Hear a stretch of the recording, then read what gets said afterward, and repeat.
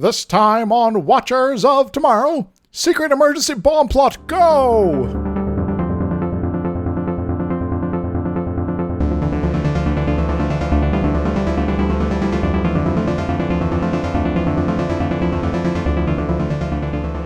Hello everyone, welcome to Watchers of Tomorrow, the sci-fi review and critique show where terrorism is sort of on the back burner. My name is Skip, and I'm joined as always by my friend and co-host Dr. Isix. Hi! And this week we've got, this is the second Luxana episode.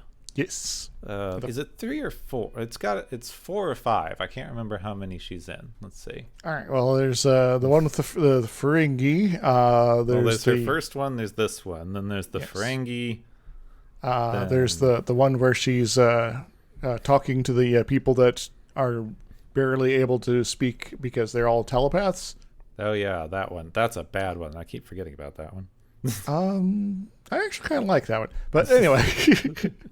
There's got to be another one. No, there's at least 2 more because what's it called? There's the euthanasia one. Oh yes, and then there's the one where she's hanging out with Alexander. The weird mud tub situation. Yeah, the mud tubs. Yes, where Worf manages to be perfectly ahead above the mud level because you don't want to get the makeup messed up. So there's at least 6. Yeah. So and then like 3 more for DS9. Yeah, which is basically 1 for each season, so that's not bad. Yeah. I guess when me and Van Velding were doing our Enterprise 1 story pitches, having Luxana show up, is part of the everything happening that happens once a season episode. Is apt. Almost once a season. I need to figure out which season she's not in now. Or if I'm forgetting an episode. One of those 2 things is happening. Oh, no. I'll figure it out. It's fine. Well, we got season 1 and season 2 checked off, so it's just the other 5 we have to worry about. Yeah, it's unfortunate because we can't... Oh, wait, there it is. Appearances of Next Generation. I found it. That was easy. Haven, Manhunt... Menage a Troi, that's the one with the Ferengis. Half a Life, Euthanasia, Cost of Living, and Dark Page. Mm-hmm. Oh, yep, we remembered them all. Hey. She also shows up in an episode of Babylon 5, so we'll count that as a number 7. Okay, there we go. That worked out. I mean, she's also the computer in literally every episode, so... Yes. So we got it. Yes, she's also in the interactive technical manual as the computer. Oh, really? I never had that. That would have been fun. Other video games of this era. Anyway, this was written by Tracy Torme under the pseudonym Terry. Oh no, French Devereaux. Devereaux. I'm getting better at reading French. You tend to ignore X's and R's near the end of words. AUX is like a like the O sound. Oh, I just saw a video of French people trying to pronounce English, and now I no longer feel bad about not being able to pronounce French. You see, language barriers, they go both ways. There's very few languages where someone speaking the other language finds it super easy to pronounce something else. Of course, he was the story editor for first and second season, so shows up a lot. Also wrote the previous Luxana episode. And I guess there's also Belinda Snodgrass as the story editor, so there's multiple inputs here. And Hans Miemler and Richard Manning. There's too many writers when we get to this era, so yes, you kind of just have to pick whoever's credited first. Yes. Or co-written, etc. It's a bad system. It's the system I came up with and the one I'm sticking to, but it's not a good system. Yeah. Well, we'll maybe evolve at some point, but not for a good long while, so, whatever. Anywho. So, of course, Majel Barrett is playing Luxana Troi. If you don't know who she is at this point, I don't know why you're here. Yes. So. There's a Mr. Holm. Yeah, did I write his name wrong? Karel Strucken? There we go, Karel, yeah. Karel Strucken is playing Mr. Holm. He was also in Haven as Mr. Holm. He's well known as the giant fireman in Twin Peaks, which I've never seen. He's the guy that plays tall people in the 80s and 90s. That's what he does. He's super tall. He's got kind of a bony facial structure thing going on, and he's a very colorful character in this episode. Yes, he's the life of the party, really. Yes. Of course, he was also in the Addams Families from this era, because of course. Yes, Larch. And finally, even though there's a lot of weird other side characters, and we'll mention, we've got a few quick people to mention who don't really have lines much. Rod Arntz is playing Rex, who shows up near the end. I got a good number of roles in daytime shows like Young and the Restless and Days of Our Lives and things like that. Also in several movies. Dark Planet, where he plays someone called Alpha Male 2, which I just liked as a credit. So it's an alpha version male. Got it. I also just love the idea, this predates most of our stupid internet today alpha male discourse. But the idea that you have Alpha Male 2, yes, that kind of just goes against the whole thing. The second in line Alpha Male. Oh, it's the version numbers, as I was implying. You got the 1.0 versions, the 2.0 version. They just dropped the 0.0 because you can't really have fractional people. Yeah, that's true. I mean, maybe you can in the dark future of Dark Planet, whatever that was. He also shows up again in Voyager as a Mr. Hansen in Rent, and is in something called the Darwin Awards. Oh yeah, that was not a good. I never saw it, but I remember that being mentioned as kind of a not good movie. Yeah. Well, there is one other sort of secret guest star today. Oh, I've got quick mentions. I've got some quick mentions that we're not done with. Yes. Because I just thought it was interesting because we've got a few people who are playing side characters. We've got Robert Costanzo, who's playing Slade Bender. Who's there's a lot of weird people who show up near the end. It's fine.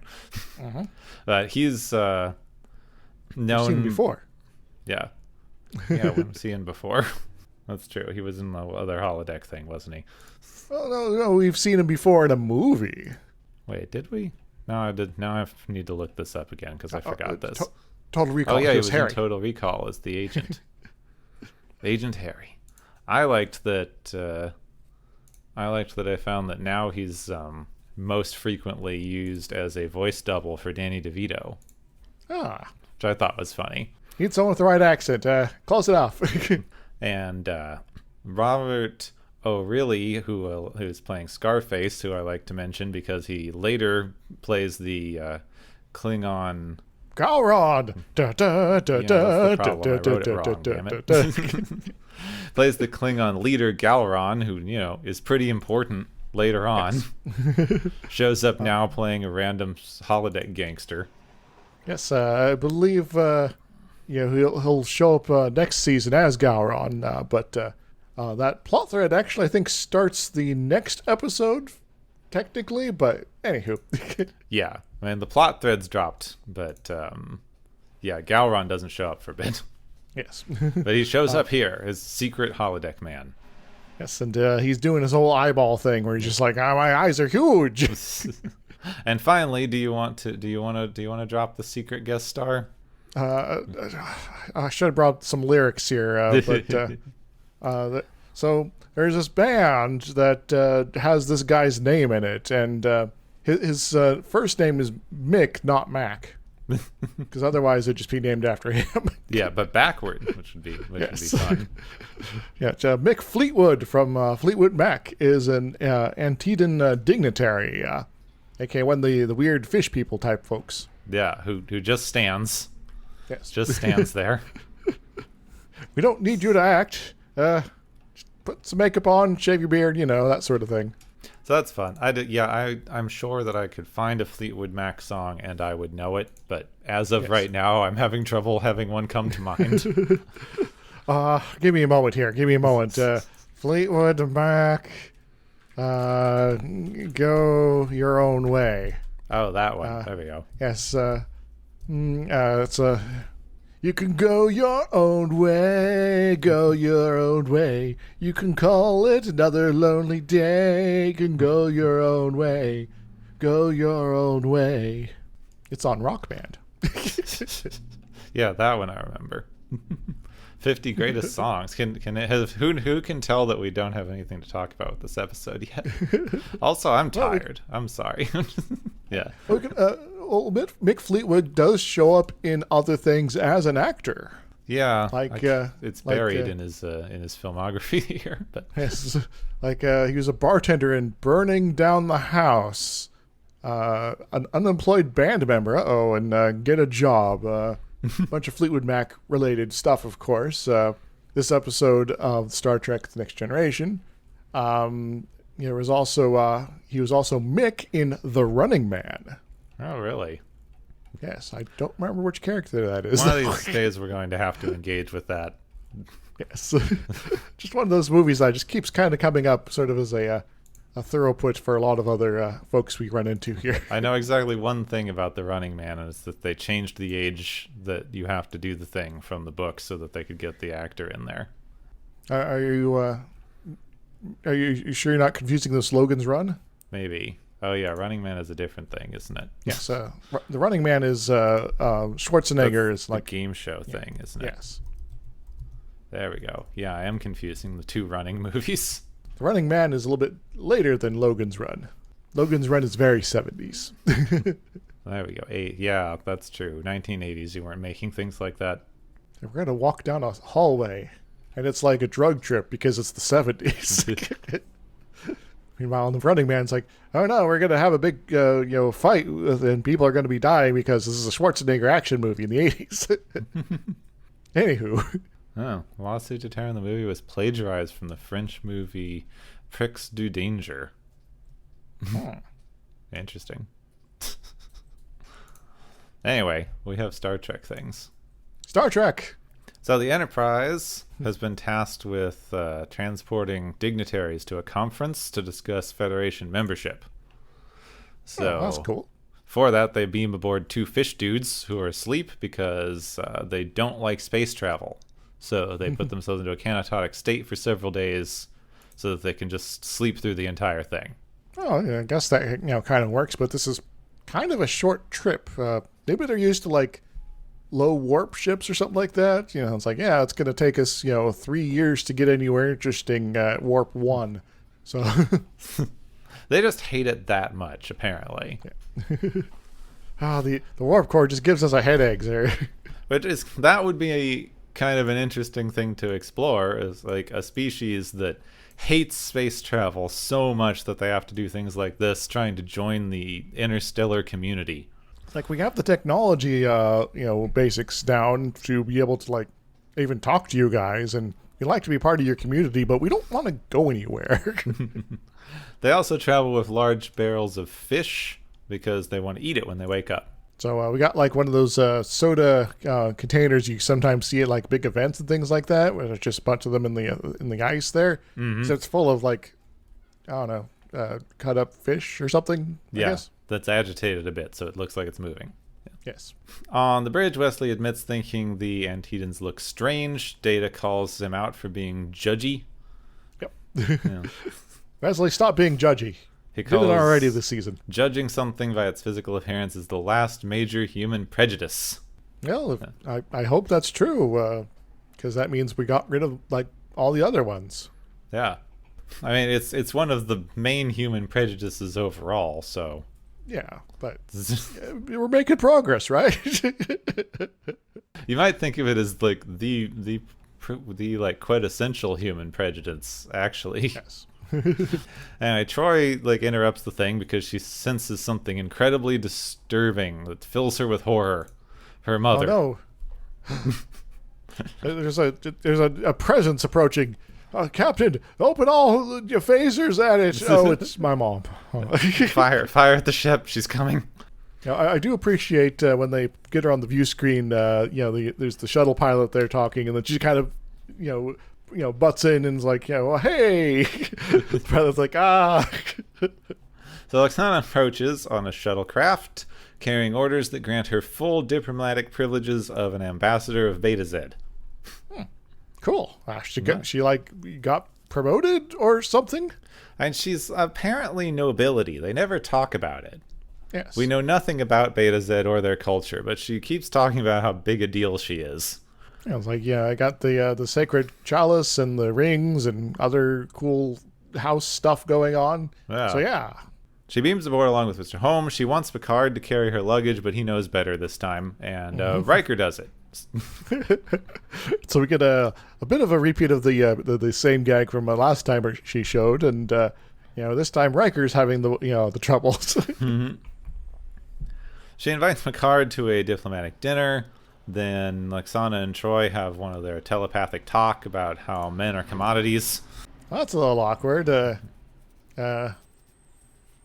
Yeah.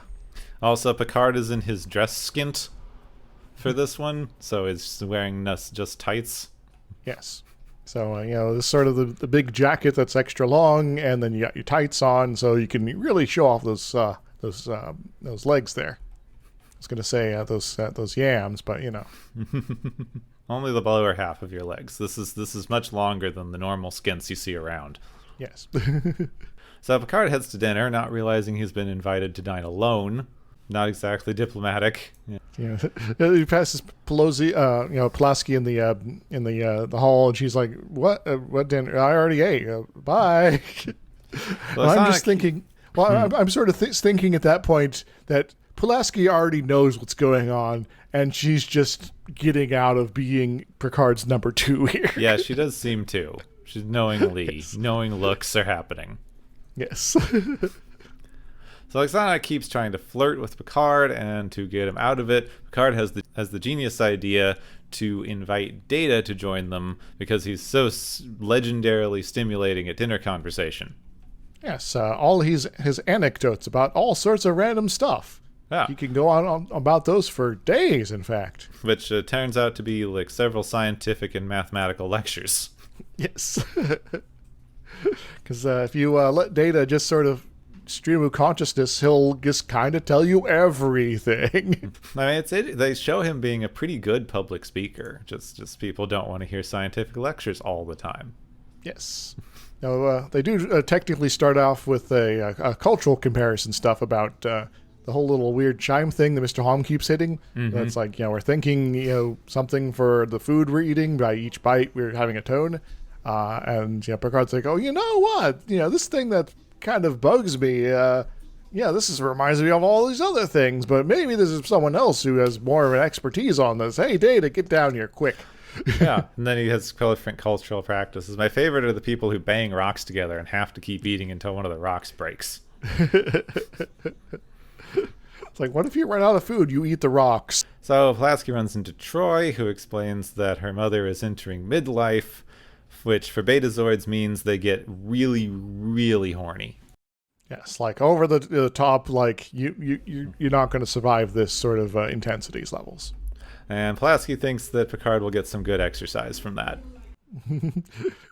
He keeps ducking, having his physical, so I'll get him to exercise one way or another.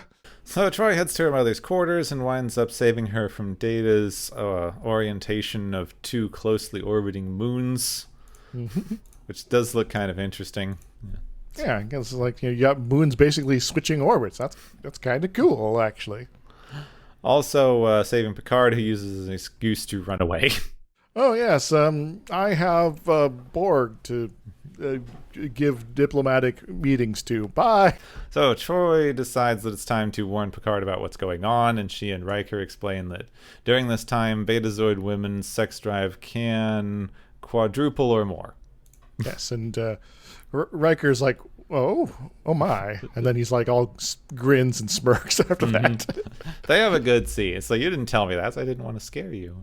The only dignified option open to a Betazoid woman in this stage is to pick a male and put all of her horniness onto him and then marry him. If you're receptive, then, you basically got, someone who's going to be really into you for a good long while and might, leave you... remember that one episode of the Futurama where they went to the Amazon planet? And they found the skeletons with, shattered pelvises. Don't start. The internet is too horny already. Which, I generally approve of, but, I don't necessarily need to add to it. So Picard thinks it's probably a really good idea for him to remain unavailable for the foreseeable future. Probably safer for your health that way. So to that end, he heads to the holodeck and goes into the Dixon Hill program because apparently they did not get PTSD from the last time. Like, just as long as I don't run into that cop friend of mine, because then he might, tell me about the horrors of being non-existence for a year. Yeah. It is really weird how they, almost die in the holodeck all the time and then go back to exactly the same thing, the next week. It's like, this is fine. Well, I guess in Picard's case, he maybe took a break after that last incident. Hill's office is visited by a man called Slade, who tries to kill him. Picard stops the program, tells the computer to give him more ambiance and less violence. So a scarred man shows up and threatens him very aggressively. Mm-hmm. So, about that ambiance, I guess there's going to be violence one way or another. Picard tries to explain again, and this time a man just busts in and pulls out a machine gun. It's like, computer, come on. We're not really talking here, are we? All right. Do I have to lay out all the parameters here? The computer goes, we are limited by the confines of the Dixon Hill universe, which means you are going to be shot. Yes. So, learn to dodge bullets or something, Picard. Go. And Pulaski's like, remember that one way or another? So Oksana wanders around the ship for a bit. She sizes up Worf, but she likes humans too much. And Wesley, thankfully, is too young. We should not entertain this idea. Yes, I do kind of appreciate several bits of this particular scene because Worf's like looking at the fish alien guys there, and she's like, they're so handsome, and it's like, all right, well, I guess different aesthetics and things like that. Wesley kind of finds them awkward looking and unappealing, while Worf's like, their head ridges are huge. And then when they're on their way out, Loxana's like, hey, so who's next? And Mr. Hom, without saying anything, because he never speaks, sort of does this thing over his eyes, and she's like, oh yeah. Like, Geordi's not in this episode, but we kind of got who's sort of suggesting. Yeah, she has to go through every man on the ship, including ones who aren't here. Yes. So in the meantime, Picard heads to the holographic bar in the Dixon Hill place, which is run by a dude named Rex. He also takes his secretary, and they all talk about the future, which means World War II. Mm-hmm. So how Rex is being threatened or something. It's not very important. There's someone who's out of prison now that he and Dix, put in jail because of their testimony. And also Picard's talking about things that will happen later in World War II because this is 1941 and sometime in the fall. And, we haven't quite had that Pearl Harbor thing happen yet. So, yeah, they're kind of confused by that, but it's all cool. That doesn't matter because they're not real. Yes. He's not breaking temporal whatever. Though they should maybe practice a little more. Yes. This might be a great way to use the holodeck, actually. We're going to, simulate you being in some random time period. You need to figure out when you are, where you are, and what not to say as quickly as possible. Go. So Oksana waltzes onto the bridge to announce that she's now going to marry Riker, much to his surprise. It's like, excuse me? In sickbay, the Antedians are starting to wake up. It's going to be a little while until they're fully awake, but you should tell the captain. Data asks if he can come to the holodeck with Riker, and when they arrive, Data is wearing a full suit because he just loves this stuff. Yes. And, Brent Spiner, doing dress-ups, probably something he enjoys too. So they're about to leave, but Riker convinces them all to stay for one more round and hang around for a bit while the Antedians wake up and eat their barrel of fish. Mm-hmm. Lexana's trying on dresses that she decides she needs to show Riker her outfit and asks the computer where he is, which is, of course, the holodeck. She finds him at the bar and doesn't like that they're all just hanging out without her. Yeah. And also, Picard, this is what you're doing on ship's business, hanging out at some weird bar with all dust everywhere. Jeepers. She is disappointed in them and calls off her engagement immediately. Oh my God. And then starts to flirt with Rex. And is surprised to find that she can't read his thoughts. So he's like a mystery, and it's fun and intriguing. And unlike Data, Rex doesn't seem to be interested in giving her a lecture on, astromechanics and things like that. Yeah. So they head off, and they decide that they'll just leave her here for a minute.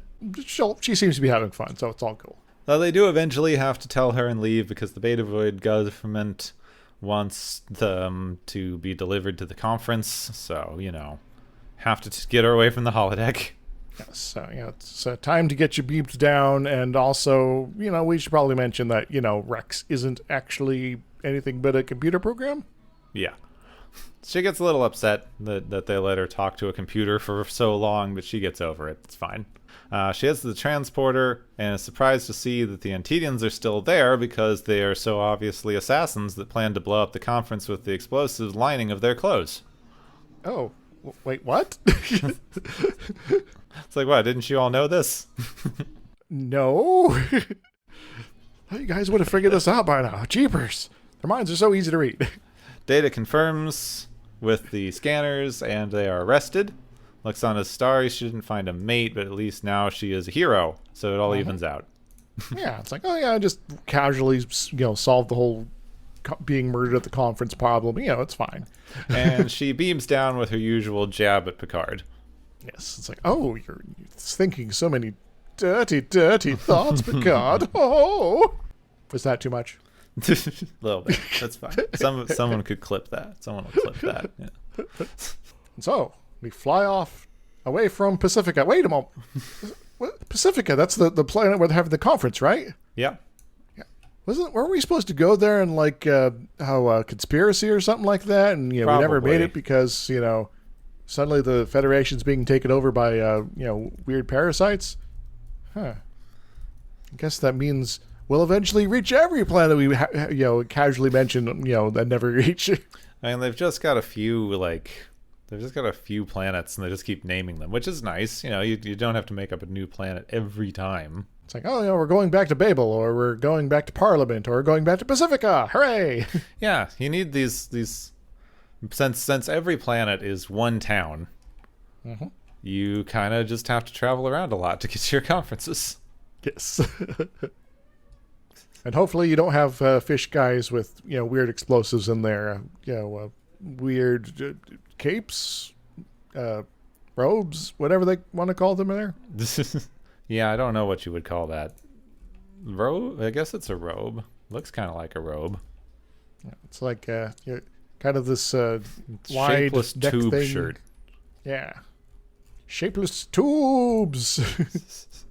With a dress. It's like stacked shapeless tubes. That's fun, though. Yeah.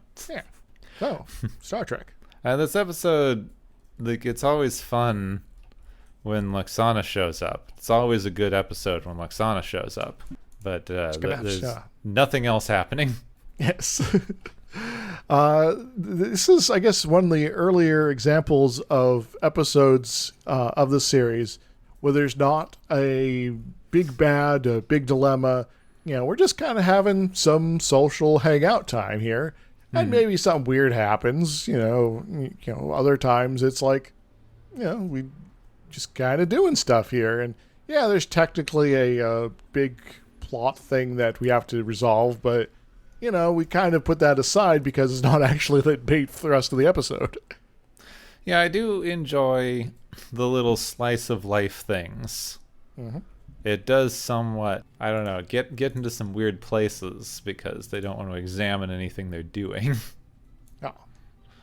Because I guess you've gotten far enough in the future where you no longer have gender inequality to the point where sexual assault is not a thing.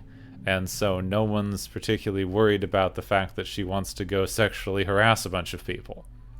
Yeah, so it's like, we don't know how to deal with this because, we're generally chill. So that could have been an interesting way to go, right? Because they keep having various original series episodes where they have ridiculous conversations like, racism, I think I read about that in our history books. Yes. It sounded very silly, so we don't do it anymore. Why are you guys racist? So they don't really comment on it much, but I suppose you can read this as a sexual assault. What's that? Kind of. But, it's unfortunately one of those things that's probably going to be, a unfortunate thing for quite some time in the future, just because reality is messy and there are some really, awful people out there. And having a massive change in our society will only help with that sort of problem at a certain degree. And, maybe it's pushed it to that degree enough in the Star Trek universe that it does seem like an unheard of sort of thing, which I guess might also explain some of the other weird things that kind of crop up throughout the series. I'm thinking back to The Child, where it's like, yeah, Deanna has been assaulted here. This is really not cool. But we're kind of not really dwelling on that because I guess we don't know how to process that information at this point in the future. Well, the kind of particular issue that you wind up with in this kind of thing, because it's not a bad notion to have here's a future society in which our modern problems are so unusual that they don't even enter anyone's minds. Mm-hmm. But that butts up against what you're getting from a storytelling context, because when you, of course, in a quote unquote real world future, like, no one would need to mention something that doesn't exist. So in that way, that's very realistic. But in a storytelling area, just because something is not mentioned, you cannot necessarily make the assumption that it does not exist. Because Indeed. There's lots of stuff off screen that's never mentioned that may or may not exist. So if you're trying to make a commentary on how something that is very common today no longer exists in the future, you kind of do need to specifically call out that it doesn't exist. Because you could look at all kinds of examples of things that probably don't exist in the Star Trek future, like toilets. Yes. Because you don't see one on screen, but it's kind of ridiculous. You just assume that they're there, even though they're not showing them to you. But if you use the logic of anything that you're not seeing doesn't exist, then there's a lot of stuff that doesn't exist, in fact. So you kind of have to specifically call out what does or does not exist. Indeed.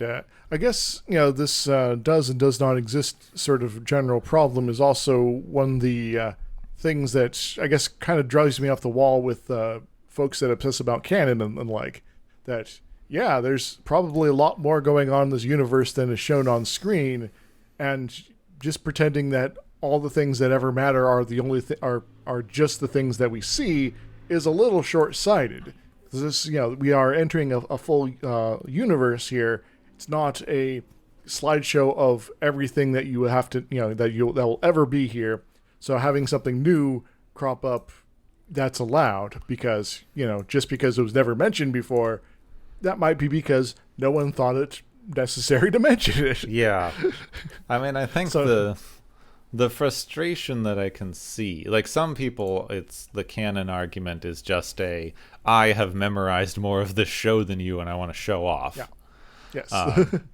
But as far as I can see, the actual frustration that it is expressing is the same problem that I have with a lot of modern shows, which is why are we rating the same thing again but slightly different?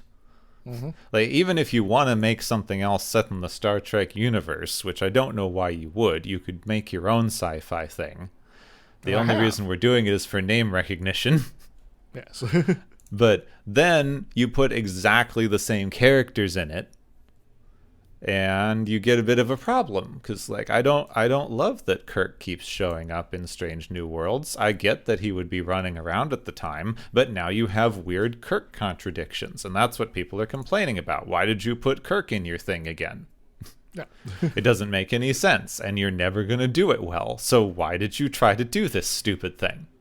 Yeah, if you're going to be, a continuity hound where you're going to make, full use of everything, you could make full use of it, but still be subtle, and being reserved while making use of all the elements you have available. And there's definitely a point where you can kind of overplay things. Yeah, even I got mad at the stupid stuff with Guinan that they did in Star Trek Picard. And I don't care about this stuff at all. Yeah. Like when he shows up, it's like, I don't know you. It's like, no, you do know him. You met him 100 freaking years ago. Well, maybe that's a half continuity divergent. Oh my gosh, time travel is annoying in Star Trek. We'll just timey-wimey, wibbly-wobbly, and it's all fine here, I guess, right? Except she remembers in the future all of a sudden. Yes. Is that how time travel in Star Trek works? Nobody can remember it happened until after it happened, and then they remember that it did happen. Well, that does kind of work in Doctor Who, so if we're going with the timey-wimey stuff, we can just keep borrowing the rules. So, unless it's a time crash, that's different. Then you can use previous knowledge for your present self in order to handle the previous problem that your previous self was unable to handle because you had time to figure it out. Yeah, you can't cross back over your own timeline without causing problems unless you need to for story reasons, and then you totally can. Yes, I guess the only exception to that is the hard mechanical timeline sort of stuff here, where you go back in the past because you were destined to, effectively, because you did go to the past, and you might not remember what happened in the past because you haven't experienced that. But we have all the evidence of everything you did here, and so no matter what you do, you will do these things. And, well, be upset about it all you like, but sorry. It's gonna happen. Just the predestination paradox theory of time travel. Yes. And so you're eventually going to have Data's head in that cave sometime. Mm-hmm. Yes. But anyway, this episode wasn't about time travel. Not even a little bit. Not yet. Actually, I don't think Lwaxana shows up in any time travel episodes. So no. Yeah, lucky her. And like as much as I would like our reunion of young Lwaxana, Nurse Chapel, and Number One to all hang out, like it would still just be such fan service it would tick me off anyway. Now I'm trying to remember if they've mentioned the Betazoids at all in Strange New Worlds. No, the Betazoids seem like they almost exclusively exist in the 90s Star Trek timeline. Yeah.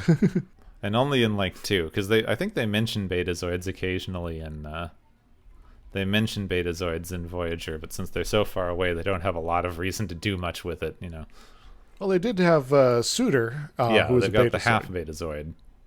Isn't he half? I thought he was half. Or is he full? I think he was full Betazoid, but not too much powerful in terms of telepathic abilities. He just liked to kill people. Yeah, we don't get a lot of we don't get a lot of detail on the Betazoids, how they work. Do they have to practice? I assume so, probably. At least in terms of being able to mesh minds with other folks in an effective fashion. Yeah, that's probably why Lwaxana is such a big deal. She's obviously very good at telepathing. She's like kind of one of the point people in that one later episode, Dark Page, because like these guys is their telepathy is so advanced that very few people in the Federation can communicate with them in any form here. So Lwaxana, you're like one of the few people that's like ambassador rated that can do this. So go for it. That's such a side plot. I'm surprised that's the part of that episode you remember. Yeah. I remember too many random things. Some of them useful, some of them not. Anyway, I guess we could also have that is an interesting other little unintended consequence of this episode is we know that Betazid culture highly values monogamy. Yes. They might have some intensity on that front, but they are very much a once you go all in, you go all in. Yeah, because the very obvious solution to someone being overly horny in a, non-sex shame future would just be being with whoever else happens to be horny at the same time, and it wouldn't really matter. Yes. So, it's like, all right, so our options are, basically do the Okana thing where we just kind of show up and say, hey, beautiful, what's up? Mm-hmm. Or we get married, and Loxana's like, I'm getting married, damn it. And that's like most of her plots for the next few years. So. Yes, that's the only thing they know how to do with her character, unfortunately. There are some exceptions, but yeah, that seems to be the dominating force overall. So as much as I like her as a character, it's unfortunate that they made that her entire character. It does end up with some interesting stuff with in the DS9 sort of relationship with Odo there. It's like this is not really something that Odo's really interested in reciprocating here. But once again, she's finding someone that she can't telepathically read, and that's really intriguing to her, like in Rex, this episode here. Mm. So it is kind of building things that are, character, important for her that will pay off later. Which I always thought was interesting. They never really go into that in a lot of media, just how much that would be a thing. If you can instantly know what anybody's thinking at any time, someone that you can't and have to interact with like a normal person, you would have to like decide how your society handles that, actually, because they keep focusing on it as you're a mystery and that's great and I can interact with you, but it could very equally freak you the hell out. What is this abomination? We see how Troi reacts to this later during her I am disabled episode, which is disabled people don't like particularly. Yeah, but we'll talk about that when we get to it. But the main thing that actually, the thing that actually ties in here is that she doesn't like that she can no longer read people. She in fact gets weird and startled, which actually makes sense that she gets startled when someone who she can't telepathically read walks up. But that's not something like Loxana ever does. I guess she trained herself to have better hearing or something. Yeah. Well, I guess in terms of, the general vibe I get at this point in the series is that, Betazoids are, potentially a very intense sort of people here in terms of both being talkative, be it verbally or telepathically, or they are, and they are very, direct as well. And so what you're going to say verbally and what you're thinking are generally going to be in, the same sort of territory. But in terms of Loxana specifically, she has some intrigue, and interest with human men, because, well, humans don't necessarily operate like Betazoid guys do. And so you got a situation where someone, is maybe mulling over what they're going to say before they say it, as opposed to just sort of letting it go out. And so you get this sort of things like, which one is he going to choose here? And so there's maybe some interest in that uncertainty of what the selected communication is going to be. And then when you run into someone you can't read entirely, it's like, well, it's like that, but more so, because I don't get the sort of, half commentary about what the possibilities are beforehand. I just get what's being said. I'll say that's an interesting one. Either there's something like that where she has a fascination with the way humans think, or in which case she's, I guess, is just a human chaser. Yeah, which is cool. Or she actually doesn't think well for other Betazeds.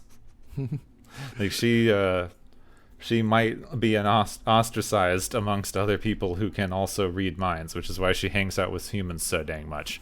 It's like It's like, yeah, being direct and honest is great and all, but sometimes there's still too much honesty. Yeah, I mean, we don't know. She could be lying about everything. If there's only one person on the ship who can telepathically communicate with her. True. The Vulcans are all hiding, so, It is somewhat interesting every time that they do the Betazed so far, which is not often. We see like 5 through the series. Mm-hmm. But we've already talked about 2 of them. Well, yeah. 3 counting Anna. So it's just interesting to have that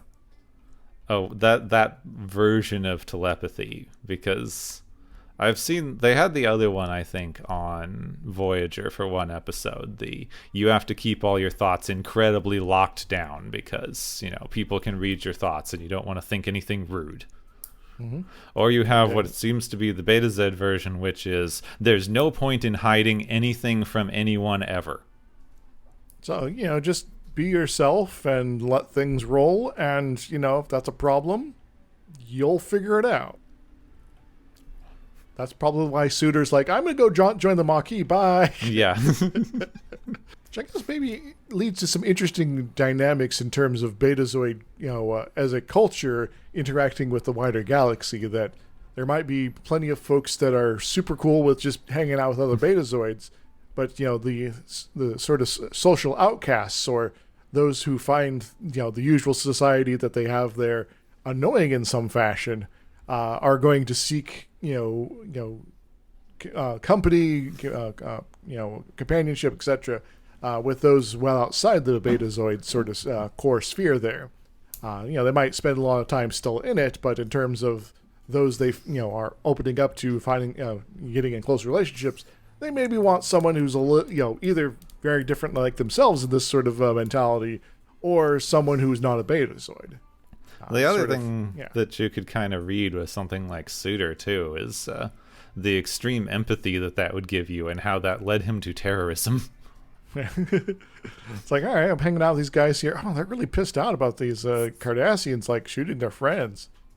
Maybe I should help them or something like that. Yeah, seems like a good idea.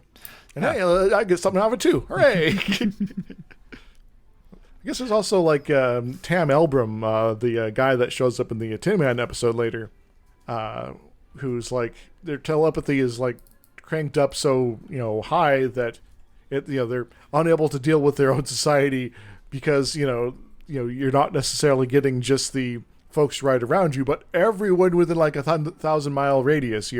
You're getting all their thoughts simultaneously, and that can be a little overwhelming. Yeah, that's going to be an interesting one. So I guess spoilers for that episode is that's them writing about autism before anyone was talking about autism. Oh. And sensory overload there, and you maybe that's another sort of a group classification, whatever you want to call it, of folks that might not stick around on Betazed, because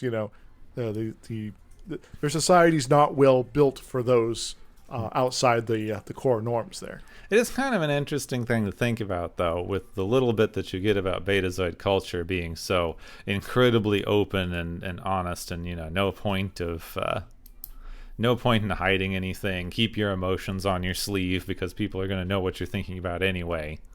Mm-hmm. That being paired with what seems to be a weird, almost religious obsession with monogamy is an interesting thing to put forward. Because does that mean that they are not okay with being attracted to other people? Do you have to make sure you never think about anybody else when you're in a relationship, because someone would be able to read minds and tell?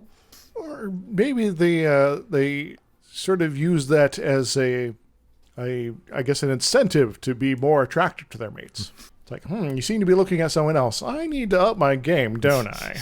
It seems like a culture that both can read minds and values extreme honesty, and seems to value some fairly locked down version of monogamy, is just waiting for some weird inner relationship jealousy and problems. Indeed. Doesn't seem like two things that can fully mesh well within a society. Well, I guess the last refuge for this train of thought to have them not fall apart at some point on this is alien way of thinking, I guess. It just is inconceivable that you might you would definitely be happy to look at others, but you as far as like actually hooking up with someone else outside your marriage, no, that's impossible. That's absurd. Come on. Yeah, no they one would ever think of doing that. They don't have extramarital sex, but they do think about it all the time. It's like, yes. Oh yeah, that person is attractive. Let's both think about it and get really freaky. Yes. So you can have some special bonding sort of stuff there, and you're both telepaths, so you can share all your favorite things. You also do wonder what the range on this telepathy is, because like Troi can sense that her mother's coming from a literal other spaceship. Yes. But then it's implied earlier that in the Tin Man episode that's not like being able to sense people that far out is not necessarily normal. Well, I guess there's the Tin Man situation is like dozens of light years. Well, this is like maybe like an astronomical unit away when the shuttle's first showing up. Yeah, but he can sense every single person on the ship, which seems to be implied to be abnormal. Oh. Do you normally need a line of sight? Well, Troi does mention, sort of general feelings from the crew, but it might be more of I can kind of sense that there's people around and their general state of affairs, but I can't get much detail about it. I just know that they exist. Because otherwise that means that you're I can see, that guy on deck 15, he's thinking about the one thing there right now, and it's driving me nuts, guys. I guess it could imply that, like, if you're on Betazid, you could, like, hear your neighbor's thoughts all the time. That has interesting implications for how they as a society, would think about and value privacy. Indeed. They perhaps don't value it very much, or they do, and they sort of have constructed certain social or, I guess, telepathic rules to allow certain things to sort of remain on the quiet side, so you don't necessarily have every random thing that pops into your head suddenly being the gossip of around town.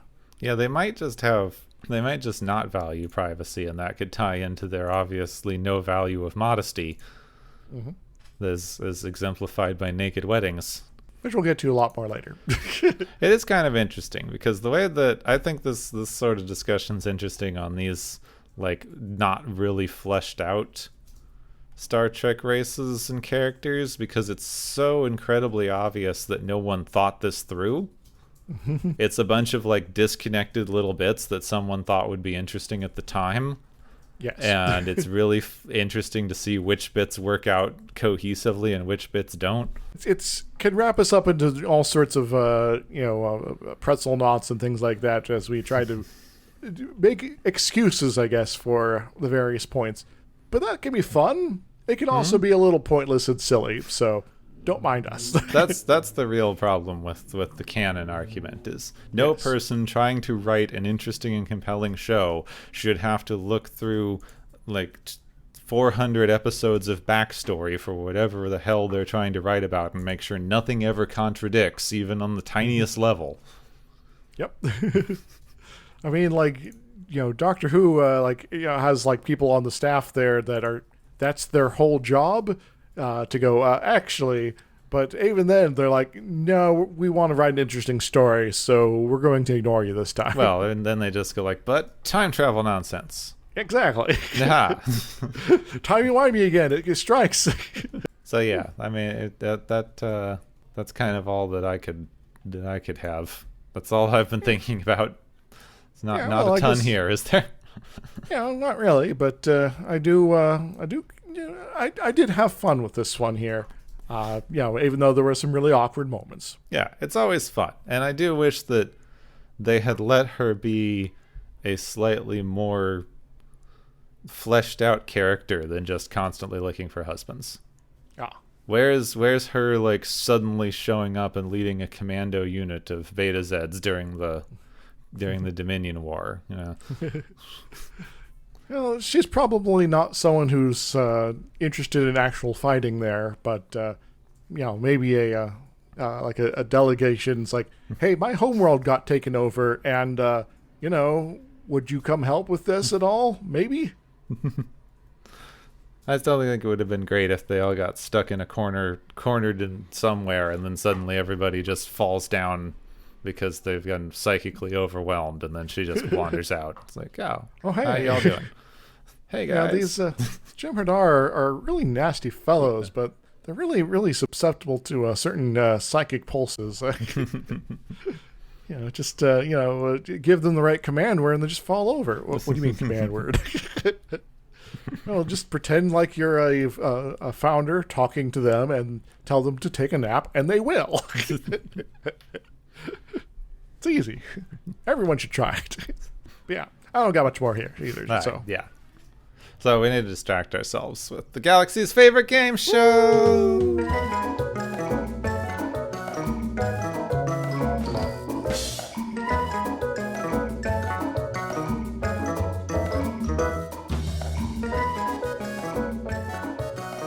Hey everybody, welcome back to the galaxy's favorite game show, where our various contestants have been racking up plenty of prizes and just kind of hanging out, taking it easy otherwise. I hope you are taking it easy as well. Gepwin, are you taking it easy? Very easy. Excellent. That's why I have nothing to say. Too easy, some might say. The easiest way to go is actually to start with handing out the prizes here, because otherwise I'll just start talking real slow like this. And that might not be conducive. Anyway, so the first prize is going to Mr. Holm, the Mr. Holm prize, which is the Mr. Holm prize. Goes to Mr. Holm for being amazing as Mr. Holm, and also drinking a lot again. What does he win? Mr. Holm wins Mr. Holm for being Mr. Holm, and for doing Mr. Holm, and for just being the most Mr. Holm. Excellent. I can approve of that. I think Mr. Holm would approve of it too. Anywho, our second prize is the Garbage In, Murder Out prize, which goes to Picard and the ship's computer for their general failure to communicate in that whole setting up a non-murder-prone holodeck program. What do they win, Gepwin? They win any media created any time in the last 400 years. Because even their holodeck stories are just computer read this old novel series and make me a thing. Indeed. It's like maybe take some plot points from a different writer and put it in the style of this author here. Maybe if anyone made something, specifically for this medium of interactive entertainment, you might have something that had some more options. Yes. Some sort of, holo novel sort of situation. Anywho, our third and final prize for this week is the TV Love Story prize, which goes to Loxana Troi, and whoever happens to show up who catches our attention. But mostly Picard, actually. What does she win, Gepwin? Loxana gets to take holodeck technology back to Betazid, because it seems like really the most humane way to handle this entire situation they've got going. Indeed. Yeah, you don't get to marry your holograms, but you can have a long-lasting relationship that's as monogamous as you like with it. And Rex can be handsome and tell you how beautiful you are over and over again forever. Have fun. Anywho, that's all I got here for this week, and I'm going to go take it easy. You take it easy, and I'll say thank you to everyone for joining us here on the Galaxy's favorite game show!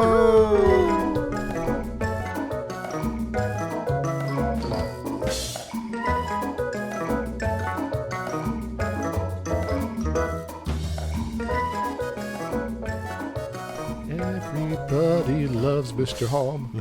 Yeah, he is the best. Next time, it sounds like we are jumping to DS9. Almost, yeah. but no, we're not doing that yet. Not yet. But we are having some Emersarian sort of encounters. Yeah, good conjugating there. Good job. That definitely sounded like English.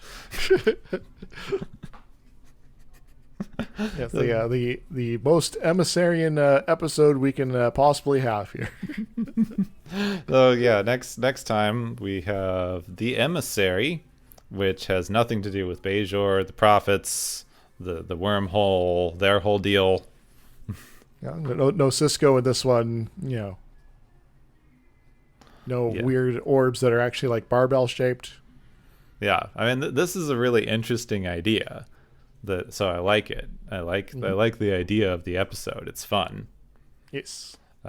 This is when we get Kirk's love interest. Kirk's love interest is here. Mm-hmm. She's fun. I like her.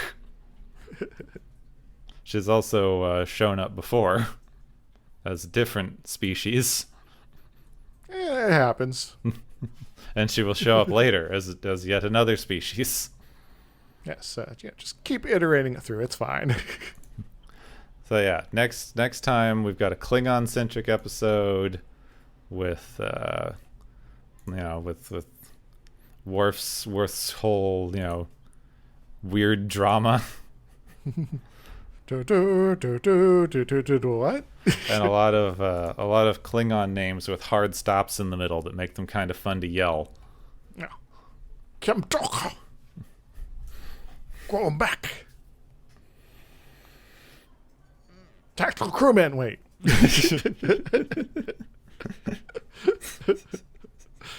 That well-known Klingon character, tactical crewman. O'Brien. I mean, you just have to put a harder stop in there. O'Brien. O'Brien. O'Brien. Yeah. Because in English it just denotes a minor pause, and in some other languages it denotes a gut stop, which is something we don't have in English, that's really hard for us to do. Maybe pull a ski. Yeah, sort of like that. Da. Anyway, we got Klingon drama, which is when we enter the I just do enjoy that this 90s-ish era of Star Trek just has Dune happening just over here. Yeah. We got some crazy Klingon politics, and who's going to be the guy in charge, and is their Kwisatz Haderach really all up to the stuff here, or are we going to be dealing with Romulans instead? Yeah, we've got the Federation with high concept science fiction. The world is perfect. We live without scarcity, and we help others, and we are so altruistic. The great houses are at battle and fighting over the spice. We have assemble the fleet. We're going to try to win this confrontation and take down the enemy houses, and et cetera. He has ridden Shai Hulud, the Maker. Now I'm going to cover myself with little sandworm babies, and then I'm going to be all like, I'm now the Emperor. So long, Clone Kalos.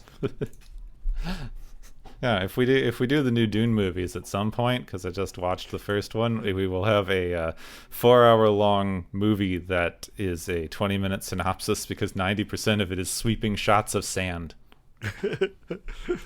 Well, I guess we can fill up some of the time by just saying Dune, desert planet, and all that. That line's not even in it. I know, right? I know. Wait, what happened to the princess and all of her weird little meta commentary? Yeah, and we could always have a weird mashup with the David Lynch film and the sci-fi miniseries at the same time, and really confuse people. Oh yeah, we would confuse the snot out of everyone.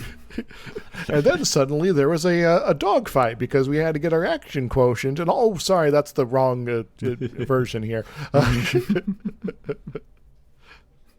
We could just take any scene that they skip and just throw in one from one of the other ones. Yes. Between the three of them, I'm sure they've adapted the entire book. Probably. And and more so. Anyway, if leave a comment if you want us to also have a Dune podcast, apparently. Where we just go through all of Dune somehow. Yeah. From multiple sources simultaneously. I mean, that wouldn't be much different than us just saying funny names at each other. Yes. Yeah. And then Duncan Idaho shows up. You're like, well, this name's like funny because it's who names their kid Idaho, but it's like one of the more normal ones. So I've been reading through the Mortal Engines series, and he does a whole thing with people barely remember the old world, so you have people named Nabisco.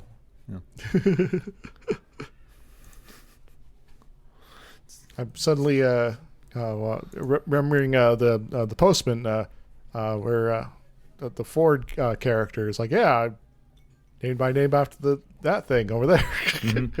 The side. Is that Walmart in Resident Evil Apocalypse? I don't know if I saw that one. That was in the Resident Evil movies. Really, truly went off the rails. I did catch a few clips of some of the later ones, and it's like, all right, so we're suddenly at the White House, and it's being surrounded by zombies, and there's just people mowing them down constantly forever. Probably. I mean, it's hard to say whether that's from one of the... Is that from one of the live action movies, or is that from one of their new cartoons? Because they sound about the same on that front.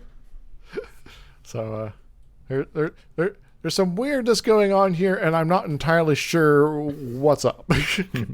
Anyway, but next time we won't talk about any of that, or maybe we will. Depends on how tired and bored we get. And yes. but mostly we'll be talking about Star Trek and Klingons. Yes. Klingons. Next time on Watchers of Tomorrow, Klingon Wake Up Call.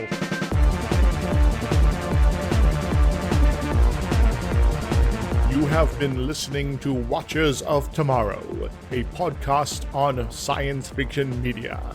Find and follow Watchers of Tomorrow on Podbean, YouTube, Spotify, iTunes, Google Play, Stitcher, Pocket Cast, Spreader, Digital Podcast, and perhaps many more to come.